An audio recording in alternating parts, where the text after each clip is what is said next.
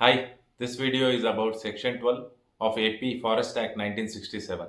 Section 12 Compensation for Rights.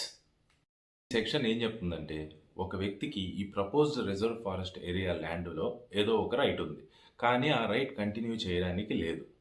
అలాంటి సిచ్యువేషన్లో ఏం చేయాలి అని చెప్పేదే ఈ section. So let's take an example.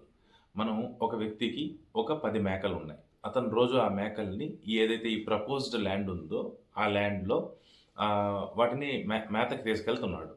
అయితే గవర్నమెంట్ వాళ్ళు ఏం చెప్పారంటే ఫారెస్ట్ డిపార్ట్మెంట్ సైడ్ నుంచి, లేదు ఇతను ఎక్కడైతే మేకలు తినడానికి తీసుకెళ్తున్నాడో ఆ ఏరియాలో చాలా అరుదైన మొక్కలు ఉన్నాయి.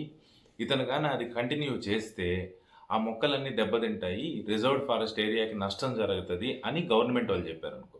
ఇటువంటి సిచ్యువేషన్లో ఫారెస్ట్ సెటిల్మెంట్ ఆఫీసర్ ఏం చెప్తాడంటే, మీకు రైట్ ఉన్నది నిజమే, కానీ ఆ రైట్ కంటిన్యూ అవ్వడానికి లేదు.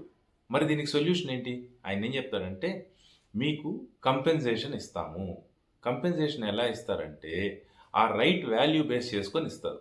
ఫర్ ఎగ్జాంపుల్ 10 మేకలు ఉండే అతనికి ₹1,00,000, 100 మేకలు ఉండే అతనికి 10 లక్షలు ఇస్తారన్నమాట. ఇవి కంపెన్సేషన్ ఎలా క్యాలిక్యులేట్ చేయాలి, ఎలా ఇవ్వాలి, దీని రూల్స్ అన్నీ ల్యాండ్ అక్విజిషన్ యాక్ట్లో క్లియర్గా మెన్షన్ చేస్తున్నాయి. అవి ఫాలో అయ్యే ఇక్కడ వీళ్ళకి compensation ఇస్తారన్నమాట. That's all about this section. Thank you.